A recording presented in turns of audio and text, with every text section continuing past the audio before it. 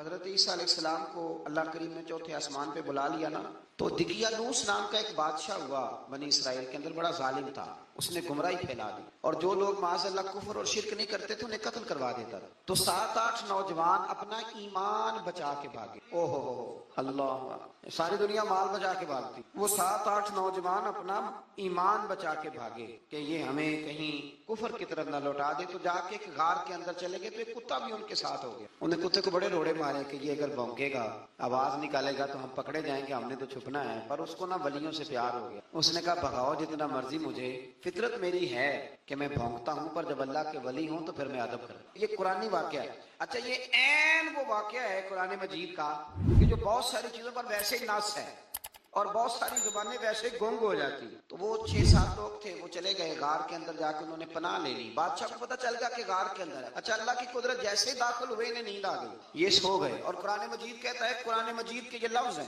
کہ کتا غار کے منہ پر بازو پھیلا کے بیٹھ گیا، گویا اپنے مالکوں کی خدمت کر رہا ہے۔ اب میاں صاحب کی ایک بات کر لیں درمیان میں، میاں صاحب فرماتے ہیں جنہ تنا وچ عشق نہ رچیا، کتے ہونا تھی چنگے، اور چلو مالک دے کر راکھی کر دے، صابر بھوکے ننگے۔ یہ دیکھو نا کہ اتنا تو ان کے اندر بھی کمال ہے، اپنے نا دونوں بازو پھیلا کے، کتا بھی غار پہ بیٹھ گیا۔ ان کو نیند آ گئی، بادشاہ نے پتا کرایا کہاں بھاگ کے گئے، تو کہا وہ غار کے اندر ہے۔ بادشاہ کہنے لگا کہ ان کی سزا یہ ہے کہ ایک دیوار چن دو غار کے منہ میں، غار کو بند کر دو۔ جس بندے کی ڈیوٹی لگائی نا غار چننے کی، بندہ بڑا نیک تھا، اس کو دیوار بنانے کا ذمہ دیا، اس نے نا دیوار بھی بنائی اور ایک تختی پہ نا سب کے نام لکھے، اور وہ تختی ایک صندوق میں رکھ کے وہاں بند کر دی، اور اسی طرح کی ایک تختی اس کے نیچے لکھا کہ ایک تختی ان کے ناموں کی نا میں مال خزانہ میں بھی بند کر رہا ہوں۔ اللہ تبارک و تعالیٰ کی قدرت کے بعد مفسرین نے لکھا ہے وہ 100 سال تک سوئے رہے، اور بعض نے لکھا ہے کہ 300 سال تک سوئے رہے۔ 300 سال کے بعد اس طرح ہوا کہ حکومتیں بدل گئیں۔ بیدروس نام کا ایک بادشاہ آ گیا، وہ بڑا نیک دل تھا،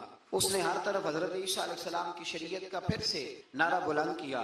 اب نا کچھ لوگ ایسے تھے جو منکر ہو گئے تھے کہ مرنے کے بعد دوبارہ کیسے اٹھیں گے۔ بادشاہ ایک دن حجرے میں گیا، جا کے دعا مانگی، یا اللہ کوئی ایسی بات دکھا جس سے لوگوں کا ایمان پکا ہو جائے۔ اس طرح کے بادشاہ ہوا کرتے، تو رب کریم نے کہا میں نے تو پہلے ایک راز چھپا کے رکھا ہوا، کھول دیتے ہیں۔ اس نے دعا مانگی، اور ادھر کیا معاملہ ہوا کہ چرواہا بکریاں چرانے والا وہاں سے گزرا، اس نے سوچا یہ دیوار ہے، اگر اس کا منہ کھول لوں نا کبھی تو میری بکریاں یہاں تھوڑا سا دھوپ کے اندر سستا لیا کریں گی۔ اس چرواہے نے کیا کیا کہ اس نے وہ دیوار گرائی تاکہ میری بکریاں اندر جایا کریں۔ وہ دیوار گرائی تو اس نے اندر 6-7 لوگ سوئے ہوئے دیکھے، اور کتا بھی سویا ہوا دیکھا۔ اللہ تبارک و تعالیٰ اپنی قدرت سے، اپنے فضل سے ان کی کروٹیں بھی بدلتا رہا، اپنی قدرت سے۔ ایک طرف انسان پڑا رہے نا تو اعضاء گل جاتے ہیں، ان کی کروٹیں بھی بدلی جاتی، مناسب روشنی بھی دی جاتی، حرارت بھی۔ اس نے دیوار گرائی تو ان کی آنکھ کھل گئی، ایک دوسرے سے کہنے لگے آج تو بڑی گہری نیند سوئے ہیں یار، آج تو لمبی نیند پوری کر لی، چلو بھوک بڑی لگی ہے ایک دوست کو بھیجو۔ یہ سارا واقعہ قرآن مجید میں موجود ہے، میں اپنے لفظوں میں بیان کر رہا ہوں۔ جاؤ ایک دوست کو بھیجو بازار سے نا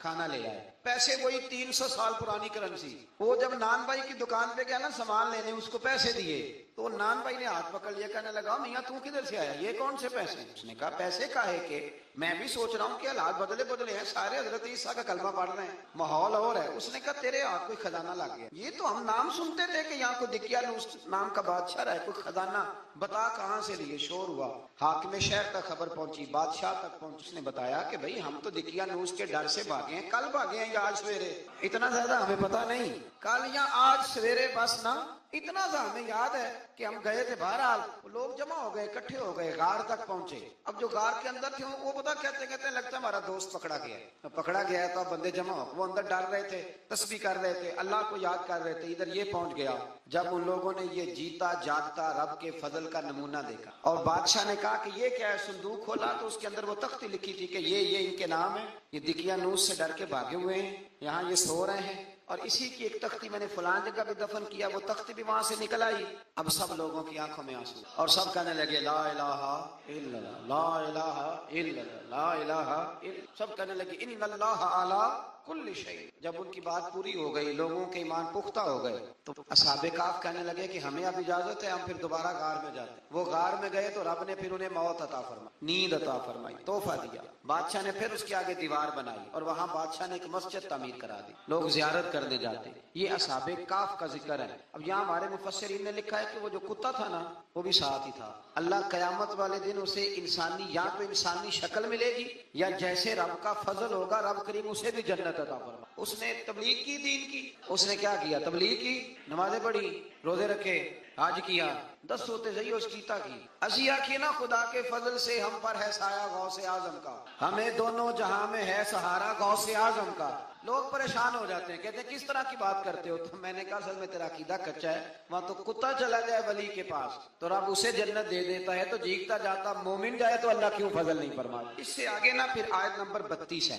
اس میں اللہ تبارک و تعالیٰ نے 2 لوگوں کا واقعہ بیان فرمایا. ایک شخص کے انگوروں کے باغات تھے اور چاروں طرف سے انہیں کھجوروں کے درختوں نے گھیر رکھا تھا، اور درمیان میں کھیتی بھی تھی اور بیچ میں دریا بھی بہ رہا تھا، اور ان باغات نے بہت عمدہ فصل دی. ایک دن یہ شخص اپنے ساتھی سے کہنے لگا میرا مال اور افرادی قوت تم سے زیادہ ہے، مجھے یقین ہے کہ یہ باغ کبھی برباد نہیں ہوگا. اول تو مجھے قیامت کا یقین ہی نہیں معاذ اللہ، لیکن اگر قیامت آئی تو مجھے وہاں سے بھی بہتر مال ملے گا. اس کے دوسرے ساتھی نے کہا تو اپنی اصل کو بھول گیا اور تو نے اپنے خالق کی ناشکری کی جو کہ وحدہ لا شریک ہے.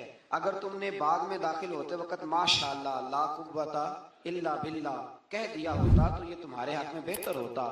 اگرچہ مال اور اولاد میں تم سے کم ہوں، لیکن میرا ایمان یہ ہے کہ اللہ تعالیٰ مجھے اس سے بہتر نعمت عطا کرے گا، اور آسمان سے کوئی آفت آئی اور تمہارا باغ تباہ و برباد ہو جائے گا، یا اگر اس کا پانی زمین میں دھس گیا تو پھر تم اسے تلاش نہ کر پاؤ گے، بالآخر اس شخص کا باغ برباد ہو گیا. وہ جو کہتا تھا نا مجھے یقین نہیں قیامت نہیں آئی، اس کا باغ ہی.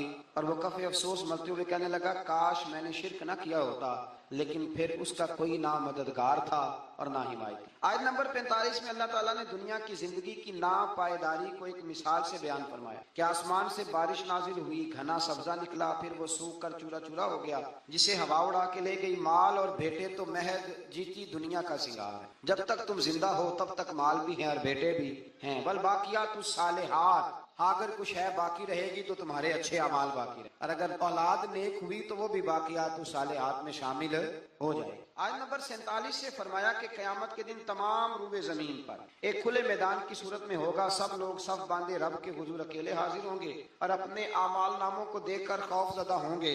کہیں گے ہائے افسوس اس اعمال نامے کو کیا ہوا، اس نے نہ کوئی صغیرہ گناہ چھوڑا نہ کبیرہ، مگر سب کو شمار کیا. آیت نمبر 50 میں حضرت آدم علیہ السلام کو فرشتوں کے سجدہ، ابلیس کی نافرمانی اور شیطان اور اس کی ذریت کے انسان کے دشمن ہونے کا بیان. آگے پھر ذکر شروع ہو جاتا ہے حضرت موسیٰ علیہ السلام اور حضرت خضر علیہ السلام کا. یہ لفظ خضر بھی ہے اور خضر بھی ہے، یہ 2-3 طریقوں سے پڑھا جاتا ہے.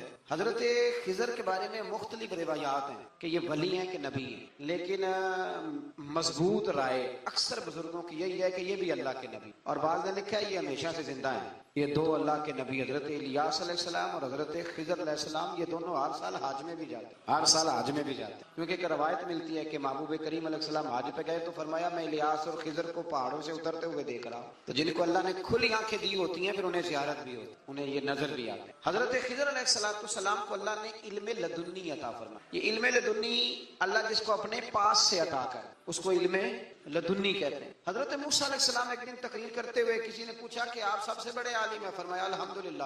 تو اللہ کریم نے فرمایا نہیں ہے موسیٰ کلیم آپ سے بڑے بڑے بھی ہیں، بڑے بڑے لوگ ہیں. ہمارے یہاں مسئلہ ہے پا نہ پڑی اور لوگ مناظرہ کرنے آتے ہیں. کئی دفعہ لوگ نا مسئلہ بتاتے ہیں تو میں کہتا ہوں جناب آپ نے بتا دیا کہ اب آپ نے حکم کرنا ہے، اب آپ نے حکم کرنا ہے. کبھی کبھی کچھ لوگ ایسی باتیں کرتے ہیں وہ جی آپ ایک بندے کا نام لیتے ہیں ذکر کرتے ہیں، تو میں نے کہا چلو ہم نے بھی کہیں کچھ پڑھا ہی ہوگا نا تبھی تو ذکر کرتے ہیں. لیکن جو آتے ہیں نا لوگ وہ مشورہ تو ہمارے دور میں ہے ہی نہیں. جس نے جو لائن پڑھ لی ہے وہ اس پہ پکا ہو گیا، سارا نہیں نہ پڑھا، سارا پڑھے پھر بات سمجھ میں آتی ہے. حضرت موسیٰ کلیم اللہ کے نبی ہیں اور کیا بات ہے ان کی، اور یہ بھی اللہ کا فضل ہوا حضرت موسیٰ نے یہ بات کی تبھی تو ہمیں اتنی شاندار حکمتوں کے پھول ملے. یہ بھی حضرت موسیٰ کا ہی کمال ہے. تو حضرت موسیٰ نے کہا کہ اے اللہ وہ جو مجھ سے بڑا ہے عالم ہے وہ کہاں ملے گا جس سے میں حکمت کی بات سیکھوں. تو فرمایا جہاں مجمع البحرین ہے نا 2 دریا ملتے ہیں وہاں وہ ملے گا. حضرت موسیٰ کلیم سے اللہ نے فرمایا کہ جاؤ جہاں 2 دریا ملیں گے نا وہاں تمہیں وہ شخص ملے گا.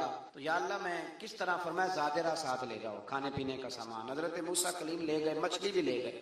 فرمایا یہ مچھلی جہاں تمہارے برتن سے نکل کے دریا میں داخل ہو وہاں دریا میں شگاف پڑ جائے گا، وہاں وہ تمہیں شخص ملے گا. حضرت موسیٰ نے اپنے خادم حضرت یوشع بن نون علیہ السلام کو بھی ساتھ لی. یہ بعد میں حضرت موسیٰ علیہ السلام کے جانشین ہوئے. یہ دونوں سفر پہ نکل گئے، ایک جگہ پہ پہنچے جہاں پہاڑ تھا، ساتھ دریا بھی تھا، اس کے نیچے آرام کرنے لگے.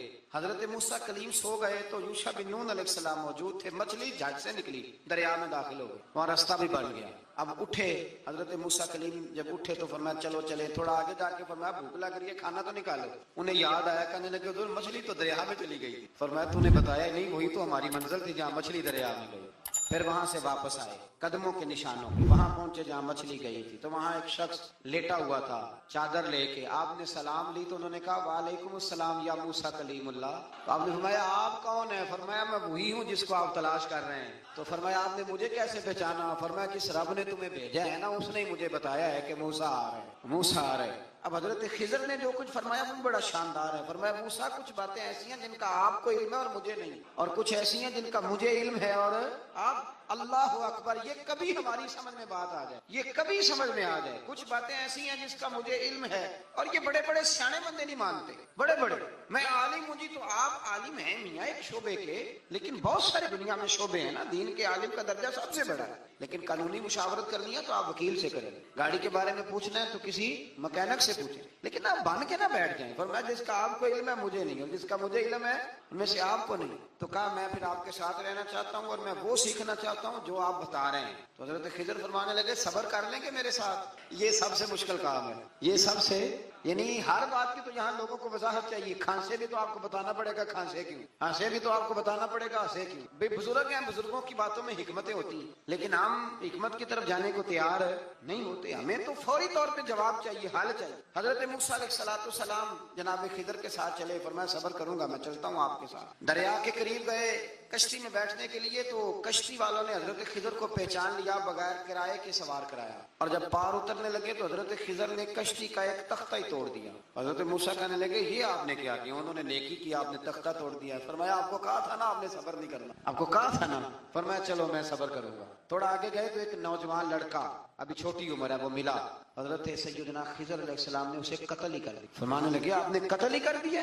ایک قرآن مجید ہے بھائی. میں کبھی کبھی سوچتا ہوں یہ ہم کسی درویش کی بات سناتے تو بندے اڑ جاتے. فتوے نکلتے کہ نہ نکلتے؟ میرا خیال ہے ہر مسجد سے نکلتے, اور فتوے ایک ایک جتنے مسجد میں نمازی ہوتے سب کے ہاتھوں میں فتوے ہوتے. قتل کر دیا, قتل ہی ہو گیا بندہ. تو حضرت سیدنا موسیٰ علیہ السلام فرمانے لگے آپ نے قتل ہی کر دیا. فرمایا میں نے کہا تھا نا آپ نے صبر نہیں کرنا. آپ فرمانے لگے چلو اگر اب میں بولا نا تو بے شک آپ مجھے علیحدہ کر دی. حضرت موسیٰ کلیم اب بولا تو علیحدہ کر دے. ایک بستی میں داخل ہوئے, بستی کے لوگوں سے پانی مانگا تو انہوں نے پانی بھی نہ دی, آرام کرنے کو جگہ بھی نہ دی. پر وہاں ایک دیوار گر رہی تھی, حضرت خضر علیہ السلام نے سیدھی کرنی شروع کر ساری دیوار بنائی. تو حضرت موسیٰ کہنے لگے کن لوگوں کی خدمت کر رہے ہو جنہوں نے پانی بھی نہیں دیا؟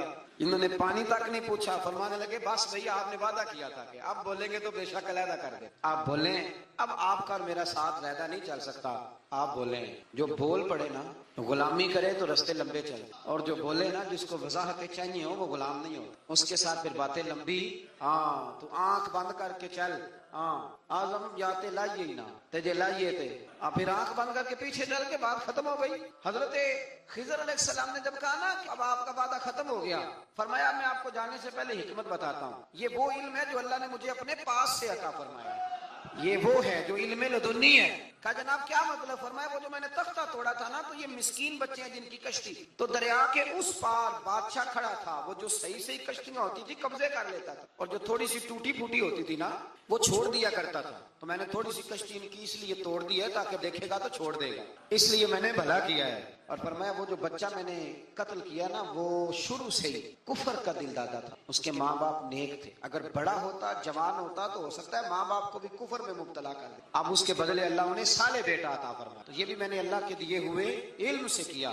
اور فرمایا یہ جو دیوار میں نے نبیوں کے یا ولیوں کے مزدوری کر کے دیوار بنائی ہے نا, اللہ اکبر. فرمایا یہ دیوار عام لوگوں کی نہیں, یہ یتیم بچوں کا خزانہ ہے دیوار کے نہیں. یہ گر جاتی تو خزانہ ظاہر ہو جاتا, اور بچائی اس لیے ہے کہ وکان ابوہما صالحا, ان بچوں کا باپ نیک آدمی تھا. ان کا باپ قاضی ثناء اللہ صاحب پانی پتی فرماتے ہیں ڈائریکٹ باپ نہیں تھا, 7ویں نسل میں جا کے باپ بنتا تھا. سن لیں یہ بھی بات, ایک بندہ نیک ہو تو اس کی 7 نسلوں تک رب خزانوں کی حفاظت فرماتا ہے. اب آپ اندازہ فرمائیں کہ بات کتنی دور تک جاتی ہے. بزرگوں کی باتوں میں نا حکمتیں ہوتی, دانائیاں ہوتی. یہ طریقت کے جو لوگ ہوتے ہیں انہیں سبق یہ دیا جاتا ہے کہ آمنا و صدقنا, ماننا ہے اور تصدیق کرنا. ہمارا معاملہ یہ ہے کہ یہاں وضاحت دینی پڑے. وہ جی وہاں کیا ہوا تھا, وہ جو گاڑی آپ کے پاس ہے تو وہ کہاں سے آئی, تو وہ جو کل آپ نیا جوڑا پہن کے آئے تھے تو وہ کدھر سے آیا. تو جو لوگ وضاحتیں مانگتے ہیں وہ اپنے نہیں ہوتے, ان کا غلامی کا رشتہ نہیں ہوتا. حبیب اور ہوتا ہے, شریک اور ہوتا ہے. شریک وضاحتیں مانگتے ہیں, حبیب محبت کرتے ہیں. ہمارا آج سب سے بڑا المیہ یہ ہے, سب سے بڑا, کہ ہم کسی حکمت کے تحت کوئی بندہ اگر کوئی کام کر رہا ہے تو مجبوری ہے کہ ہمیں وہ حکمت بتائی جائے. ایسا نہ کریں. یہ طریقہ حضرت غوث اعظم رضی اللہ تعالیٰ, حضور غوث پاک رضی اللہ تعالیٰ عنہ کو ایک شخص ملنے آ گیا. ملا علی قاری نے لکھا ہے, آپ کے ایک مرید نے کہا چل میرے پیر سے ملنے. کہنے لگا میں نہیں جاتا ملنے کسی پیر شیر سے. کہا نہیں آؤ تو صحیح. وہ آیا نا تو اس نے دیکھا کہ 50 گھوڑے عربی نسل کے کھڑے ہیں غوث پاک کے دروازے, موٹے تازے چوڑے عربی نسل کے. اس کے دل میں خیال آیا, کہنے لگا یار سواری کے لیے اگر رکھے ہیں تو ایک بھی کافی تھا, 50 کی کیا ضرورت ہے. اللہ اکبر. اب واقعی 50 کھڑے تھے, مرید کے پاس جواب ہی کوئی نہیں تھا. کہنے لگا یار پتا مجھے بھی کوئی نہیں, لیکن حضرت صاحب نے رکھے ہیں تو حکمت ضرور کوئی ہوگی, حکمت ضرور کوئی, اس کی کوئی حکمت ہوگی. اللہ اکبر. وہ چلے گئے واپس. وہ روز تنقید کرتا, کیسا تیرا پیر ہے 50 گھوڑے رکھے ہوئے, کیسے تیرا پیر ہے 50 گھوڑے رکھے. کچھ دن گزرے تو ملا علی قاری کہتے ہیں وہ اعتراض کرنے والے کے پیٹ میں کوئی تکلیف ہوئی, بغداد کے سب سے بڑے طبیب کے پاس گیا. اس نے کہا تیرا تو جگر تباہ ہو گیا ہے, عربی نسل کا ایک گھوڑا چاہیے, اس کو ذبح کریں گے, اس کا جگر نکالیں گے, اس کی دوائی بنا کے تجھے کھلائیں گے, اور 50 گھوڑے ہوں گے تو بچے گا. اب پریشان ہو گیا, کہنے لگا گھوڑے ہیں تو صحیح, پر جو میں حال کر رہا ہوں گا گھوڑے تو نہیں ملیں گے, میرا تو جوتوں والا کام ہے, وہ شاید مل جائیں. لیکن جب انسان مرنے لگتا ہے تو پھر اس کو ڈوبتے کو تنکے کا سہارا. اپنے دوست کے پاس گیا, کہنے لگا چل تیرے پیر کے پاس چلے. اس نے کہا تجھے نہیں لے کے جانا, تو تنقید کرتا ہے. کہتا ہے ایک دفعہ چاہیے کیا کا گھوڑے. کہنے لگا تیرے لیے رکھے ہیں کوئی, جا دوڑ جا, میرے حضرت صاحب کی ضرورت کیا ہے. لیکن جب غوث اعظم کی خانقاہ میں داخل ہوئے نا تو حضور غوث اعظم اٹھ کے ملے. اللہ والے دلوں میں باتیں نہیں رکھتے. ماتھا چوما اور فرمانے لگے میاں تو ایک دن نا میری گلی سے گزر رہا تھا تو میری تیرے اوپر نظر پڑی, تو مجھے نظر آیا تو بیمار ہوگا, اور تیرا علاج عربی نسل کے 50 گھوڑوں کی وجہ سے ہوگا, تو میں نے تیرے لیے لا کے کھڑے کیے ہوئے, تیرے لیے ہی کھڑے کیے ہیں. تو نا گھر بھی لے جانے کی ضرورت نہیں, چارہ بھی میرے مرید ہی ڈال دیا کریں. تو اس طرح کرنا, روز آنا ایک گھوڑا لے جانا, پھر اگلے دن آنا تو دوسرا. وہ خدا کے بندے تیرے لیے رکھے تھے, تو تنقید کر رہا ہے. اللہ کے بندے پردہ پوش ہو. ہاں شرط یہ ہے کہ وہ بندہ صالح ہو, دیندار ہو, وہ والا پیر نہ ہو جو نماز بھی نہ پڑھے اور گھوڑے 15 رکھے ہوئے ہوں, وہ والا معاملہ نہ ہو. تو میرے عزیز یہ یاد رکھیں کہ اللہ تبارک و تعالیٰ کا بندہ جب آپ کا روحانی علاج کرتا ہے نا, روحانی علاج سے مطلب جادو ٹونے کا علاج نہیں. روحانی علاج وہ ہوتا ہے کہ میرے گناہوں کا علاج ہو جائے, حسد بغض کینہ عداوت یہ نکل جائے. تو وہ کچھ ایسے نسخے بتاتا ہے جو سمجھ میں مرید کی نہیں آتے, لیکن وہ ضروری ہوتے ہیں. انہی نسخوں کو استعمال کرنے سے انسان کا فائدہ ہوتا ہے. جی کرنے والے لوگ ہمیشہ کامیاب رہتے ہیں. وہ ماں باپ کے آگے کریں, استاد کے آگے کریں, شیخ کے آگے کریں. اور جن کو وضاحتوں کی ضرورت ہوتی ہے, ہاں ایک شرعی بات ضرور ہے, وہ ضرور سن لیں. اگر آپ کو کہیں کچھ شرعی قباحت نظر آئے جو قرآن و سنت سے ٹکراتی ہو, تو وہ آپ پر فرض ہے آپ اپنے مرشد سے. کتنی بڑی بات کر رہا ہوں, یعنی جو چیز قرآن و سنت سے ٹکرا رہی ہو اس کی وضاحت طلب کرنا ضروری ہوتا ہے. اور جو دین سے نہ ٹکرائے اس پر آپ وضاحتیں پوچھتے ہیں, تو پھر اس کا مطلب ہے کہ آپ علاج کرانے میں سنجیدہ نہیں ہیں. فرمایا پاک ہے وہ ذات جس نے اپنے بندہ خاص کو سیر کرائی, مسجد حرام سے لے کر مسجد اقصی تک. اور مسجد اقصی کون سی؟ الذی بارکنا حولہ, جس کے ارد گرد ہم نے برکتیں رکھی ہیں. لنریہ من آیاتنا, تاکہ ہم انہیں اپنی نشانیاں دکھائیں. معراج حضور کی سیر کا نام. اللہ نے کہا محبوب آؤ اپنی سلطنت کی سیر کرو. معراج حضور کی سیر و سیاحت کا نام, بس سیر کرنے گئے تھے محبوب, اور رات کے تھوڑے سے حصے. اور مسجد اقصی وہ مسجد جس کے ارد گرد ہم نے برکتیں رکھی. مسجد کے اندر برکتیں ہوتی ہیں کہ ارد گرد ہوتی ہیں؟ الذی بارکنا حولہ, جس کے ارد گرد ہم نے برکتیں رکھی ہیں. تو مفسرین نے فرمایا کہ مسجد اقصی کے ارد گرد انبیاء کے مزارات تھے, تو فرمایا کہ اس کے ارد گرد ہم نے برکتیں رکھی ہیں. جہاں نبی کا وجود ہو وہاں برکت ہوتی, جہاں ولی کا وجود ہو وہاں برکت ہوتی ہے. لنریہ من آیاتنا, تاکہ ہم انہیں اپنی نشانیاں دکھائیں. واقعہ معراج ظاہر ہے ایک تفصیلی اور ایک بڑا حیرت انگیز اور محبوب کی عظمت اور شانوں والا واقعہ ہے. تو اللہ تبارک و تعالیٰ نے 15ویں پارے کا اور سورہ بنی اسرائیل کا آغاز اسی آیت سے فرمایا ہے. آیت نمبر 4 سے بیان ہوا ہے کہ بنی اسرائیل کو بائبل میں بتا دیا گیا تھا کہ وہ زمین میں 2 مرتبہ فساد اور سرکشی کریں گے. چنانچہ یہ دونوں مواقع آئے اور اللہ نے ان پر जाबिर बंदे मुसल्लत की। आयत नंबर 11 में अल्लाह ताला ने फरमाया कि इंसान बड़ा ही जल्दबाज है, इसे बड़ी जल्दी कर। आयत नंबर 12 में बताया कि हमने निज़ाम लैलो नहार को अपनी कुदरत की दो निशानियों और हमने दिन को रोशन बनाया ताकि तुम अपने रब का फजल तलाश करो और सालों की गिनती और हिसाब को जान लो। आयत नंबर 13 से बताया कि हमने हर इंसान का आमाल नामा उसके गले में लटका दिया है, यानी अल्लाह की कज़ा व कुदरत में जो तय है वो होके रहेगा। और क़यामत के दिन ये आमाल नामा एक खुली हुई किताब की सूरत में होगा। बंदे से कहा जाएगा अपना आमाल नामा पढ़ो, आज तुम खुद ही एहतसाब करने के लिए काफी हो। जिसने हिदायत को इख्तियार किया तो उसी का फायदा उसी को पहुंचेगा, और जिसने गुमराही को इख्तियार किया तो उसका वबाल भी उसी पर आए। और कोई बोझ उठाने वाला दूसरे का बोझ नहीं उठाएगा, और हम उस वक्त तक अजाब देने वाले नहीं जब तक कि इत्माम हुज्जत के लिए हम रसूल न भेज दें। अगली आयत में कुदरत का एक कानून बयान किया गया है कि जब हम किसी बस्ती वालों को हलाक करने का इरादा करते हैं तो उसको ऐशो इशरत का दिलदादा लोगों को अपने अहकाम भेजते हैं, फिर वो इन अहकाम की नाफरमानी करके अजाब के मुस्तहिक होते हैं और यूं हम उनको तबाह व बर्बाद कर दें। पहले कौमी ऐश में पड़ती फिर तबाह होती। अल्लाह ताला अपने महबूब की गुलामी वाली जिंदगी अता फरमाए। अल्लाह आयत नंबर 18 में फरमाया कि जो सिर्फ दुनिया के फायदे का तलबगार हो तो हम उसको इस दुनिया में जितना चाहें दे देते हैं और फिर उसका अंजाम जहन्नम होता। अल्लाह फरमाता है तो दुनिया मांगेगा तो मैं दे दूंगा, ये नहीं कि मिलेगी नहीं, लेकिन दुनिया मिलेगी। फिर जन्नत अल्लाह से मांगे, रब्बना आतिना फिद दुनिया हसना व फिल आखिरति हसना, अल्लाह दुनिया भी अच्छी करके दे और आखिरत भी हमें अच्छी करके अता फरमा। आयत नंबर 21 में एक दूसरे पर दुनिया में फजीलत का जिक्र करते हुए फरमाया कि आखिरत के बड़े बड़े दर्जे हैं और उनकी फजीलत भी बहुत बड़ी है। आयत नंबर 23 में वालिदैन के हुकूक की जानिब मुतवज्जे करते हुए फरमाया कि तुम्हारे रब ने हुक्म दिया है कि इसके सिवा किसी की इबादत न करो और माँ बाप के साथ नेक सलूक करो। अगर तुम्हारी जिंदगी में वो दोनों या उनमें से कोई एक बुढ़ापे को पहुंच जाए तो उसको उफ तक न कहो, इनको झिड़को भी नहीं और इनके साथ अदब से बात करो और इनके लिए आजिज़ी और रहम दिली के बाजू झुकाए रखो और ये दुआ करो कि ऐ मेरे रब इन पर रहम फरमा जैसा कि इन्होंने बचपन में रहम के साथ मेरी परवरिश फरमाई। आयत नंबर 26 में कराबतदारों, मिस्कीनों और मुसाफिरों के हुकूक अदा करने और फजूल खर्ची से इज्तनाब का हुक्म है, और ये कि फजूल खर्ची करने वाले शैतान के भाई, और अगर बसबब तंगदस्ती खर्च ना कर सको तो उनसे नरम बात ही कर लो। फरमाया रिश्तेदारों पे खर्च करो,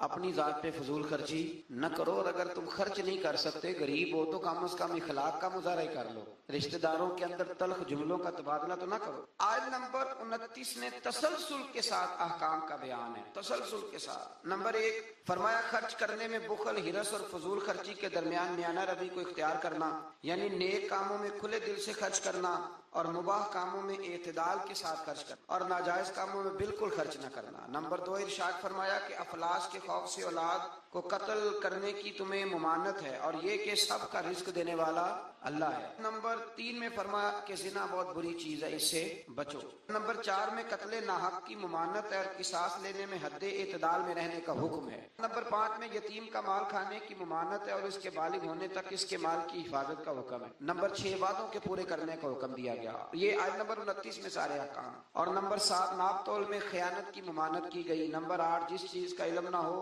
उसके दर पे होने की मुमानत की, जिसका पता नहीं उस मसले में पढ़ने से अल्लाह ने ये तो बड़ा मुश्किल काम बता दिया। यहाँ तो जिसको बिल्कुल भी नहीं ना पता वो भी 1 2 3 फतवे तो दिन में दे ही देता है, इल्ला माशाअल्लाह। फरमाया जिसका पता नहीं उस काम के पीछे बेशक कान आंख दिल इन सब से रोजे क़यामत सवाल होगा। 9 नंबर में फरमाया तकब्बुर और इतरा के चलने वाले ठीक नहीं करते, उनकी मुजम्मत है। नंबर 10 शिर्क की मुजम्मत बयान की गई। और 11 नंबर पे ये भी बयान हुआ कि किसी की रोजी की कुशादगी या तंगी का मदार की फजीलत या बेकदरी नहीं कि बंदा अच्छा नहीं था इसलिए अल्लाह ने पैसे नहीं दिए। फरमाया ये उसकी बेकदरी इस वजह से नहीं, ये अल्लाह ताला की हिकमत और मशीयत का मामला है। अल्लाह ज्यादा बेहतर जानता है कि किसी को उसने क्या देना है। इन तफसीलात के बाद फरमाया ए रसूल ये वो हिकमत वाली बातें हैं जिनकी हमने आपकी तरफ वही फरमाई। अकवाले जरी लिखे होते हैं ना, आप इस तरह करें सूरह बनी इसराइल की आयत नंबर 29 लेके लगाएं। मैं अक्सर ना जब कोई बंदा कहता है ना अकवाले जरी, तो मैं कहता हूँ पहले बताओ कुरान सारा तुमने लिख लेके लगा लिया, याद कर लिया, हदीसें सारी लिख ली।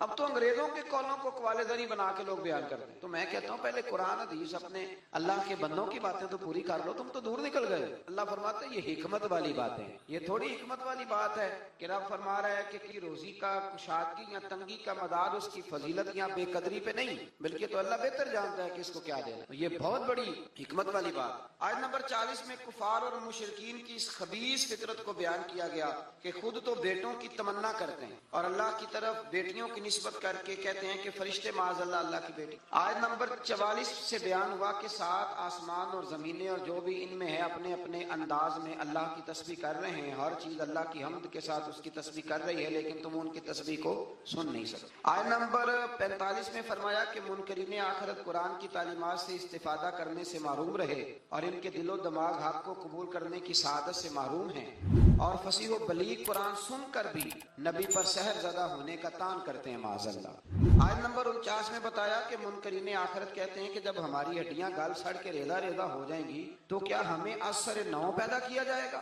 اللہ تعالیٰ نے فرمایا تم پتھر بن جاؤ یا لوہا یا کوئی اور مخلوق جو تمہارے خیال میں بہت سخت، وہی رب ذوالجلال دوبارہ پیدا کرے گا جس نے تمہیں پہلے پیدا کرا. آیت نمبر 52 میں عمدہ بات کرنے کا حکم دیا گیا اور آیت نمبر 56 میں بتایا کہ باطل معبود اپنے پوجنے والوں کی تکلیف کو دور کرنے یا بدلنے کی قدرت نہیں رکھتے. آیت نمبر 61 سے ایک بار پھر فرشتوں کے آدم کو سجدہ کرنے اور شیطان کے انکار کرنے کا ذکر ہے اور اس بات کا بھی کہ شیطان جو کچھ بھی کر لے اللہ کے خاص بندوں پر اس کا داؤ چلتا نہیں ہے. آیت نمبر 67 میں فرمایا کہ جب سمندری طوفان میں گر جاتے ہیں تو معبودان باطلہ کی بجائے صرف اللہ کو پکارتے ہیں. کافر بھی اس وقت اللہ ہی کو پکارتے ہیں، لیکن نجات کی صورت میں یہ لوگ پھر شرک میں مبتلا ہو جاتے ہیں. آیت نمبر 68 میں مشرکوں کو متنبہ کیا گیا کہ اگر ان پر کوئی آفت آ گئی یا انہیں خشک سرزمین میں کہیں دنسا دیا گیا یا کسی اور مصیبت میں مبتلا کیا گیا تو اللہ کے سوا کوئی نجات دینے والا نہیں ہے. آیت نمبر 70 میں بنی آدم عزت اور کرامت کا ذکر ہے کہ اللہ نے بنی آدم کو اپنی مخلوقات میں بہت سو پر فضیلت عطا فرمائی. آیت نمبر 71 میں انسانوں کو اپنے پیشواؤں کے ساتھ بلائے جانے، دائیں بائیں اعمال نامے لینے والوں کو کامیابی کا بیان ہے اور جو دنیا میں حق سے اندھا ہے وہ آخرت میں بھی اندھا ہے. قیامت میں اس کا کوئی پیشوا ہوگا اسی کے ساتھ ہی بلایا جائے گا. جو ساری زندگی کہتا رہے میں مانتا ہی نہیں کسی کو، کوئی امام نہیں، کوئی تقلید نہیں، کوئی شے نہیں، تو وہ کدھر جائے گا؟ ہاں اسی کے ساتھ جائے گا. اللہ تبارک و تعالیٰ سمجھنے کی توفیق عطا فرمائے. پھر اللہ تبارک و تعالیٰ نے آیت نمبر 73 سے کفار کے آپ صلی اللہ علیہ وسلم کو رائے حق سے ہٹانے کے باطل ارادوں کا ذکر فرمایا. اللہ تعالیٰ نے حق کے راستے میں آپ کی ثابت قدمی کو اپنا فضل قرار دیا ہے. آپ کو جزیرہ عرب سے نکالنے کی کفار کی سازش کا ذکر کرتے ہوئے فرمایا کہ وہ ایسا کرنے میں کامیاب ہو بھی جائیں تو برے انجام سے بچ سکتے نہیں. اشارتاً 5 نمازوں کا حکم فرمایا، فجر کی فضیلت کا بیان کیا، نماز تہجد کی ترغیب اور رسول اللہ صلی اللہ علیہ وسلم کے لیے مقام محمود جو مقام شفاعت کبریٰ ہے، جہاں کھڑے ہو کے رسول پاک امت کی سفارش فرمائیں، عطا کیے جانے کا بیان ہے. آیت نمبر 81 سے حق کی آمد اور باطل کے نیست و نابود ہونے کا بیان ہے اور یہ کہ قرآن میں اہل ایمان کے لیے شفا بھی ہے اور رحمت. آیت نمبر 83 میں انسان کی اس فطرت کا ذکر ہے کہ نعمتوں پر ناشکری اور مصیبت پر نا امیدی کا اظہار کرتا ہے، یہ اس کی فطرت ہے. آیت نمبر 85 میں اس امر کا بیان ہے کہ یہود نے رسول اللہ صلی اللہ علیہ وسلم سے روح کے بارے میں سوال کیا تو اللہ تعالیٰ نے فرمایا کہ اے رسول صلی اللہ علیہ وسلم کہہ دیجئے کہ روح میرے رب کے امر سے ہے اور تم کو محض تھوڑا سا علم عطا کیا گیا. اس سے یہ بتانا مقصود ہے کہ جن چیزوں کی حقیقت جاننے پر ہدایت اور نجات موقوف نہیں نا، ان کے در پہ ہونے کی تمہیں ضرورت بھی نہیں ہے. آیت نمبر 88 میں ایک بار پھر قرآن کی مثل لانے کا چیلنج اور کافروں کے عجز کا بیان. آیت نمبر 90 سے مشرکین مکہ کے بعد فاسد مطالبات کا ذکر کرتے ہوئے فرمایا کہ انہوں نے کہا ہم اس وقت تک آپ پر ایمان نہیں لائیں گے حتیٰ کہ آپ ہمارے لیے زمین سے پانی کا کوئی چشمہ جاری کر دیں، یا آپ کھجوروں اور انگوروں کے باغات کے مالک بن جائیں جن کے نیچے نہریں بہ رہی ہیں، یا آپ ہمیں جس عذاب سے ڈراتے ہیں وہ لے آئیں، یا آسمان کو ٹکڑے ٹکڑے کر کے ہم پہ گرا دیں، یا اللہ اور فرشتوں کو ہمارے سامنے بے حجاب کر دیں، یا آپ کے لیے سونے کا گھر ہو، یا ہم آسمان پر چڑھ جائیں اور پھر آسمان سے ہم پر کتاب نازل کریں جس کو ہم پڑھیں. ان سب مطالبات کے جواب میں اللہ نے فرمایا اے رسول صلی اللہ علیہ وسلم کہہ دو میرا رب ہر عیب سے پاک ہے، میں کوئی شوخ دبال نہیں ہوں، بلکہ میں تو اللہ کا وہ بندہ ہوں جسے اللہ نے اپنا رسول بنا کے بھیجا ہے. یہ کچھ لوگ نا شوق دو کی باتیں کرتے ہیں، آج بھی کرتے ہیں، فلانے پیر صاحب ہے جی، یہ جو کچھ لوگ بڑے بڑے نادان ہیں نا، یہ ساری آپ پڑھ لیں آیت نمبر 90 تو وہی سارے سوالات ہیں جو آج کا بد مذہب ولیوں کے بارے میں کرتا ہے. کہتا ہے اگر ایسے ہیں تو پھر یہ کر دیں، پھر وہ کر دیں. او خدا کے بندو، ولی شوق دے دکھانے نہیں آتے، بندوں کو رب سے ملاتے ہیں، ان کا کام پیغام حق دینا ہے. ان کا یہ کام نہیں ہے۔ آیت نمبر 94 سے کفار مکہ کے اس اعتراض کا ذکر ہے کہ اللہ نے بشر کو رسول بنا کے کیوں بھیجا؟ استغفر اللہ، یعنی کوئی فرشتہ کیوں نہیں بھیجا؟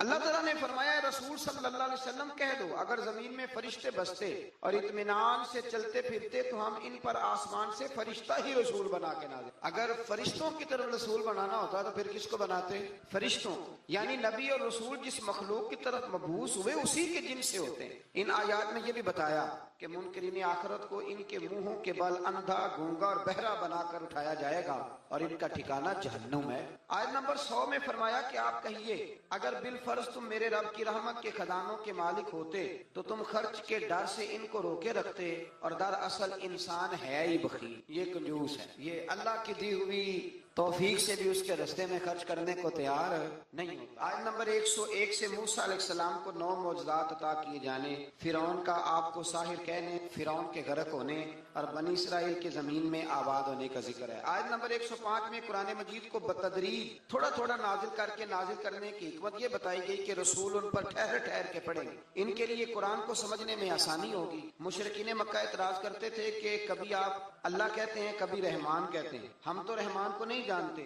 تو اللہ نے فرمایا رسول کہہ دیجئے کہ معبود برحق کو تم اللہ کہہ کے پکارو یا رحمان کہہ کے، تم اسے جس نام سے بھی پکارو گے سب اسی کے نام ہے، اور اسے پکارنے میں میانہ روی سے کام لو۔ آخری آیت میں فرمایا کہ اللہ کی نہ کوئی اولاد ہے، نہ کوئی اس کی سلطنت میں اس کا شریک ہے، نہ اسے کسی مددگار کی ضرورت ہے، اور آپ اس کی کبریائی کو بیان کرتے رہیے۔ آگے شروع ہو جاتی ہے سورہ کہف۔ اصحاب کہف کا نام تو سنا نا ماشاءاللہ آپ نے۔ پہلے اس کی فضیلت میں ایک حدیث نہ بیان کروں۔ نبی کریم صلی اللہ علیہ وسلم نے فرمایا، یہ مسلم شریف کی حدیث ہے، دجال آئے گا قیامت کے قریب اور بڑے لوگوں کو گمراہ کرے گا، تو حضور نے فرمایا جو سورہ کہف کی 10 آیات زبانی یاد کر لے نا وہ دجال کے فتنے سے بچ جائے۔ اللہ توفیق عطا فرمائے۔ اور غور کریں میں کیا عرض کرنے لگا ہوں۔ قرآن مجید کہتا ہے قد جاءکم من اللہ نور و کتاب مبین، اے لوگو تمہارے پاس اللہ کی طرف سے نور آیا اور کتاب مبین آئی۔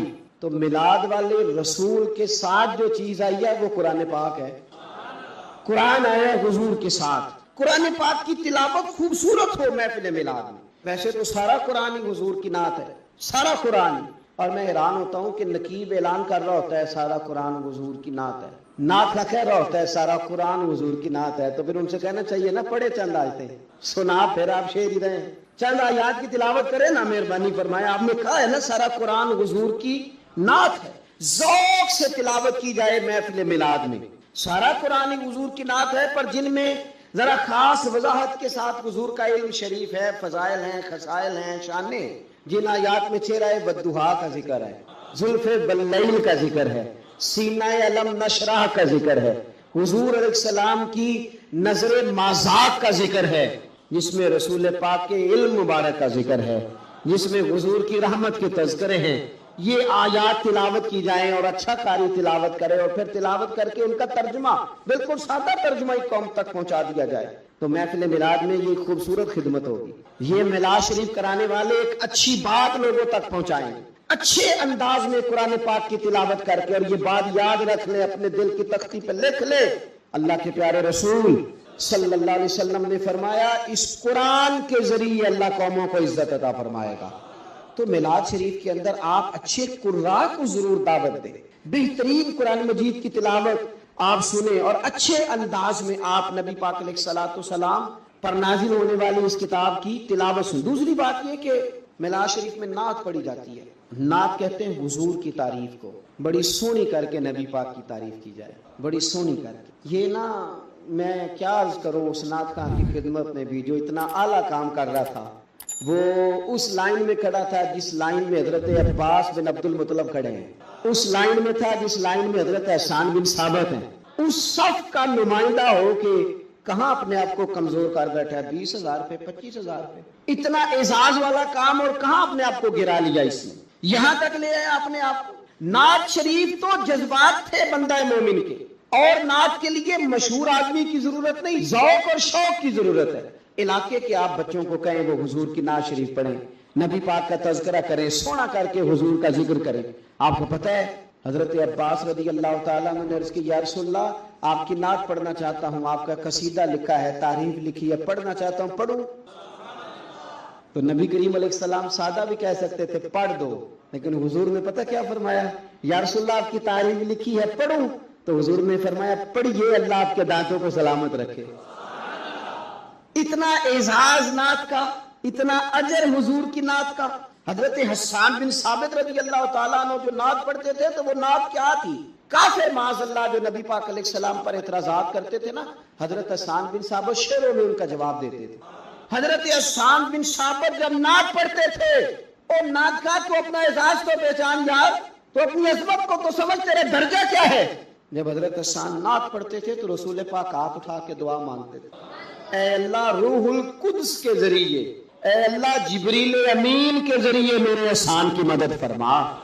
حضور ان کی مدد کی دعا کرتے تھے کیونکہ وہ حضور کی تعریف کر رہے ہیں۔ تو آپ دیکھیں یہ اعزاز کتنا بڑا ہے، یہ مرتبہ کتنا بڑا ہے۔ بنو نجار بہت اعلیٰ قبیلہ تھا مدینہ منورہ کا۔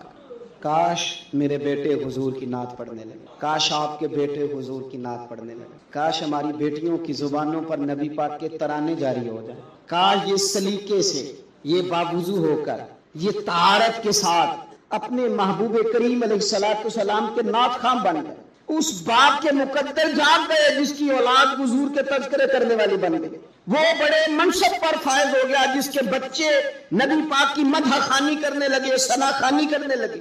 بنو نجار قبیلے کی بچیاں حضور مدینے آئے تو دف بجاتی، وہ ننھی بچیاں جو بیٹھ کر وہاں دف بجاتی تھی، رسول پاک کی جانب اشارے کر کے جاتی تھی کہ ہم ہیں بچیاں نجار کے عالی گھرانے کی، خوشی ہے آمنہ کے لال کے تشریف لانے کی، ہمیں خوشی ہے آمنہ کے لال کے تشریف لانے کی۔ وہ نا حضور کا ذکر کرتی ہے، نبی کریم علیہ السلام کی تعریف کرتی ہیں تو حضور ان کے پاس سے گزرے۔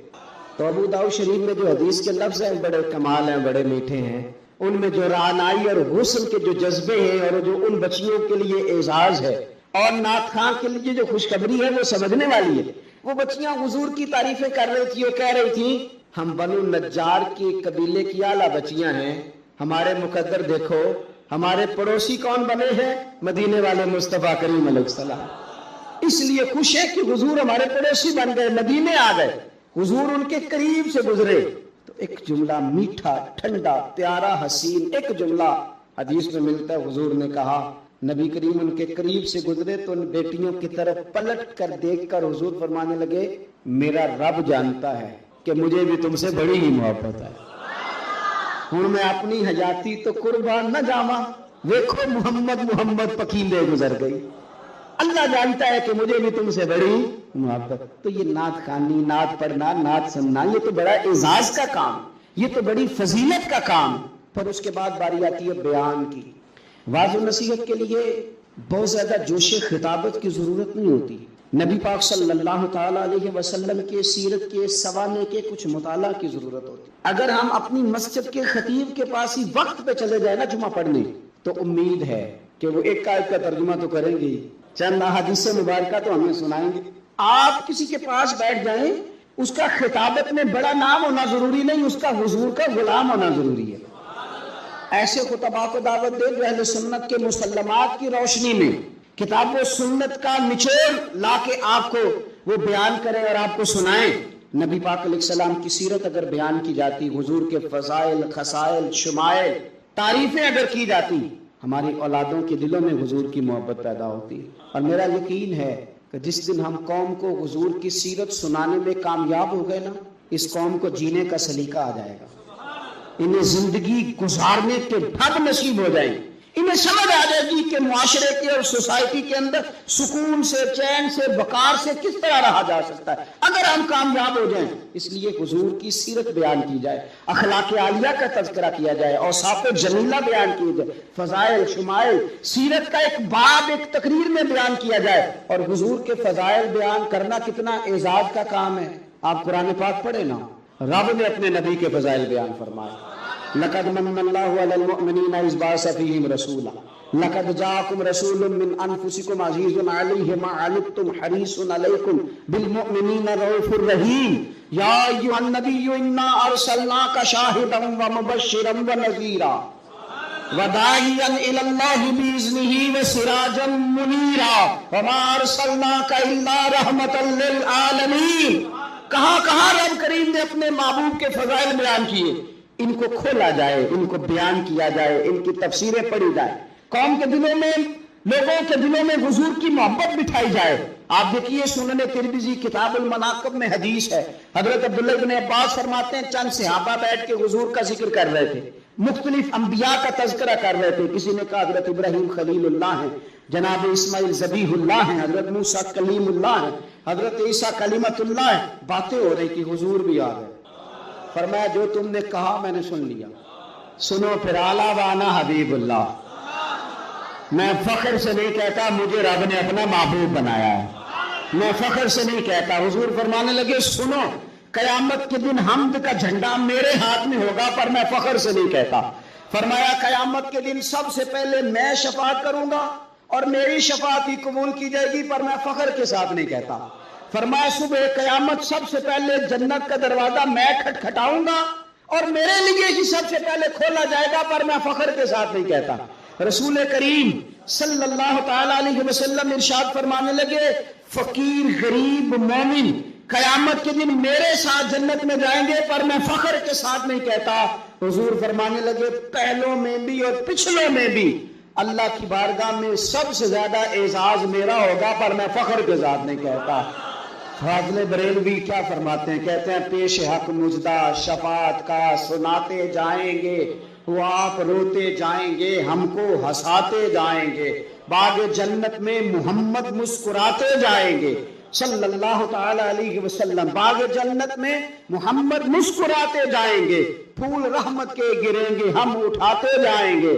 اور کیا کسی نے خوب کہا خلد میں ہوگا ہمارا داخلہ اس شان سے، ہم یا رسول اللہ کا نعرہ لگاتے جائیں، یا رسول اللہ کا نعرہ لگاتے جائیں۔ تو حضور نے تو خود اپنے فضائل بیان کیے، لہذا بہترین گفتگو، پھر صلاۃ و سلام ہوگا محفل میں۔ یہ جو درود و سلام ہے نا، دیکھیں نا انداز کیا ہے، ان اللہ و ملائکتہ یصلون علی النبی، اللہ بھی، اللہ کے فرشتے بھی نبی کریم پر درود بھیجتے ہیں۔ یا ایھا الذین آمنو، اے ایمان والو، یعنی اپنے لفظوں میں ترجمہ کر لیں، اے میرے نبی کے ماننے والو، صلو علیہ وسلموا تسلیما، تم بھی محبوب پر درود بھیجو اور خوب سلام پڑھو، تم بھی درود بھیجو اور خوب سلام پڑھو۔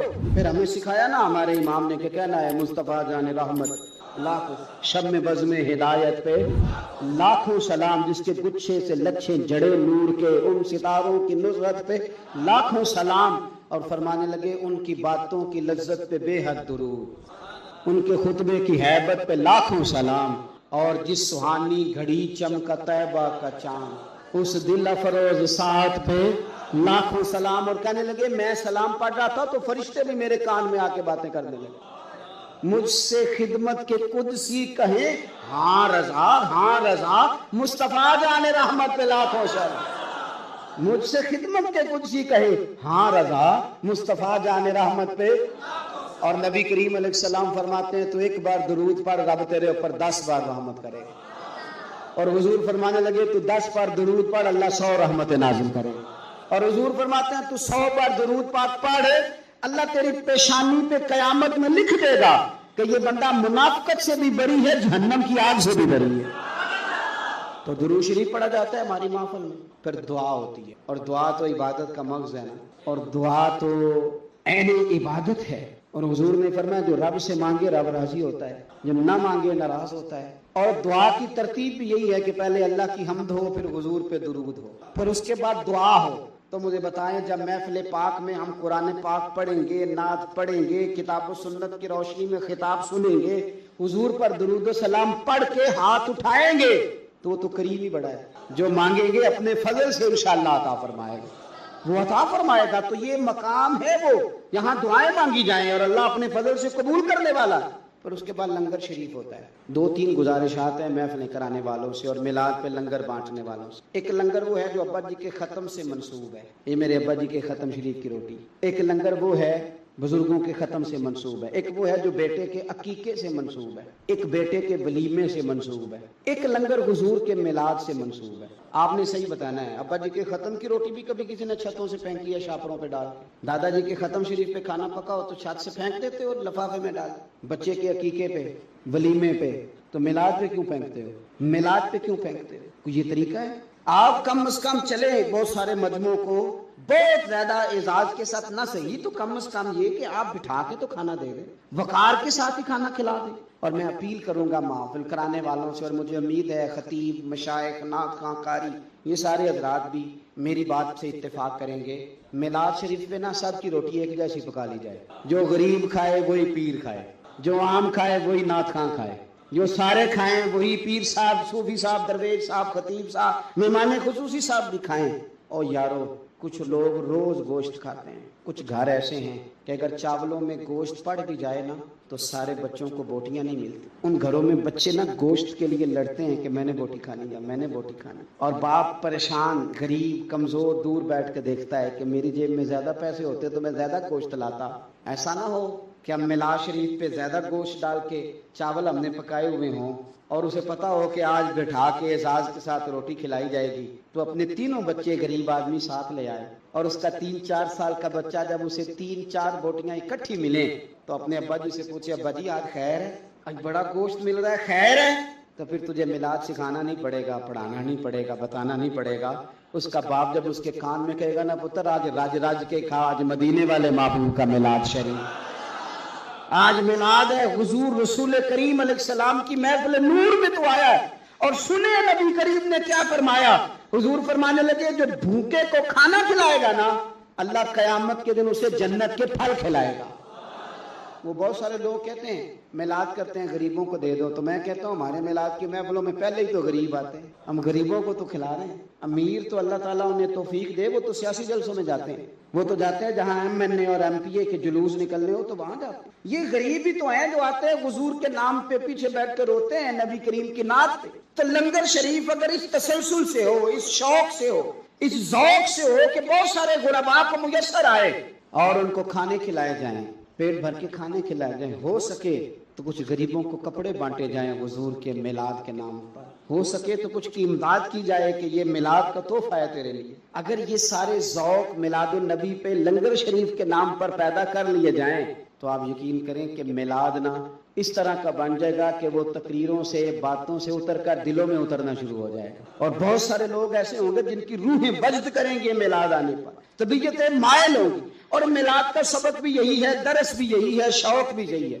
बहरहाल ये पूरा महीना दुरूद शरीफ पढ़ के गुजारना, ये सारा महीना हुजूर की नात सवेरे भी हमारे घर चले, शाम भी हमारे घर चले। हम सवेरे घर से जाएं तो नात सुन के जाएं, आते ही नात चलाएं। हम अपने बच्चों को नात के बटन दबा के दें, हमारे घरों में हुजूर का तज़किरा हो, नबी पाक के जिक्र जमील से हमारे घर आबाद और रोशन हो, हमारी बेटियां हुजूर के तज़किरे करने वाली, हमारे यहाँ खास किस्म का ज़ौक़ घरों में बन जाए। हजरत अब्बास रज़ी अल्लाह तआला अन्हु फरमाते हैं मैं घर के अंदर बैठ के अपने बच्चों को हुजूर का जिक्र सुना रहा था, हुजूर कहीं बाहर से गुजरे तो मेरे नसीब जाग गए, हुजूर ने सुना तो दरवाजे पे खड़े हो गए, बात खत्म हुई, दरवाजे पे दस्तक हुई, दरवाजा जो खोला तो हैरान रह गया, अल्लाह की सारी रहमतें तो मेरे दरवाजे पर मौजूद है। तो करीम महबूब फरमाने लगे चाचा मेरे तज़किरे कर रहे थे, या रसूलल्लाह आपका जिक्र बता रहा था, मैंने बचपन भी देखा, जवानी भी देखी, आपके वालिदैन भी देखे, तो आपके तज़किरे जमीला बच्चों को सुना रहा था। पर मैं चाचा मुबारक हो, मेरी शफाअत तुमने अपने हक में साबित कर ली है, अब मैं तुम्हारी सिफारिश करूंगा सुबह क़यामत, क्योंकि तुम्हारे घर में हुजूर का तज़किरा होता है। खूब नातें पढ़े हुजूर की, खूब आप नात का ज़ौक़ बना लेंगे तो जुबान पे जारी भी हो जाएगी। बस इसी बात से मेरे रहमत होगी, तेरा नाम वसीला है, रंजों में देसी नाम से राहत होगी। ये सुना है कि बहुत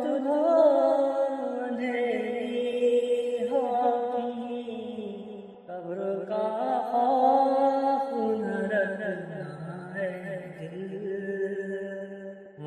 سرکار کے چہرے کی زیارت ہوگی، ان کو مختار بنایا ہے مولا نے، میں بس وہی جا سکتا ہے جس کو ہنسنے کے بابا کی اجازت ہوگی، نعت سرکار کی پڑھتا میں، بس اسی بات سے گھر میں میرے رحمت ہوگی، عصر کا دن بھی عجب دیکھنے والا ہوگا، زلف لہرا کے جب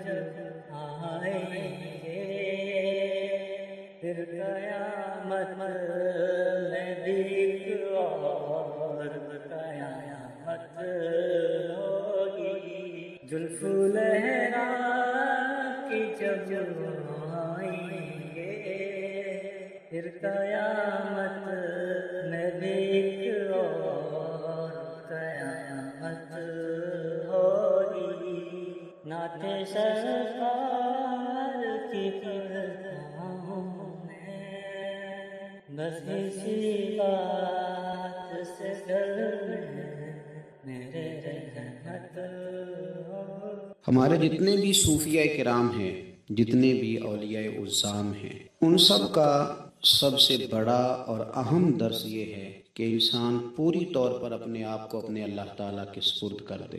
صوفیہ کرام یہ فرماتے ہیں کہ جس طرح بچہ ماں کی گود میں جا کے ہر غم سے بے فکر اور آزاد ہو جاتا ہے، اس طرح بندہ مومن اللہ تعالیٰ پر بھروسہ کر کے ہر غم سے آزاد ہو جاتا ہے۔ ہمارے ہاں یہ مسئلہ بن گیا ہے کہ ہمیں آج کل دنیا داروں پر، دوستوں پر، احباب پر، اپنے تعلقات پر، اپنی جیب پر تو بھروسہ ہوتا ہے، لیکن اللہ تعالیٰ کی ذات پر جس طرح بھروسہ ہونا چاہیے اس طرح نہیں ہوتا۔ اقبال صوفیہ کرام کی اس سوچ کو اور آج کے دور کی ہماری اس کمزوری کو اس طرح بیان کرتے ہیں، وہ کہتے ہیں نگاہ فقر نشان سکندری کیا ہے، اور خراج کی جو گدا ہو وہ کیسری کیا ہے، بتوں سے تجھ کو امیدیں خدا سے نو امیدی، مجھے بتا تو صحیح بھلا اور کافری کیا ہے۔ لوگوں سے امیدیں رکھنا اور رب سے نا امید ہو جانا، اس سے بڑی اور کافری کیا ہے۔ نبی رحمت سید عالم صلی اللہ تعالی علیہ وسلم نے فرمایا میری امت کے 70,000 لوگ بغیر حساب کتاب کے جنت میں داخل کر دیے جائیں گے۔ یہ وہ لوگ ہوں گے جو ہر حال میں اپنے رب پر بھروسہ کرتے، مکمل طور پر ہر لحاظ سے ہر حال میں ان کا بھروسہ اپنے رب کریم پر قائم رہا، ادھر ادھر نہیں دیکھا، اللہ پر بھروسہ رہا۔ محبوب سبحانی غوث سمدانی شیخ لاسانی سیدنا شیخ عبد القادر جیلانی سرکار غوث اعظم شہنشاہ بغداد رضی اللہ تعالیٰ عنہ اپنے عقیدت مندوں کو، ارادت مندوں کو، اپنے زیر تربیت لوگوں کو اور صبح قیامت تک اپنے ساتھ عقیدت رکھنے والے لوگوں کو یہ درس دیتے ہیں۔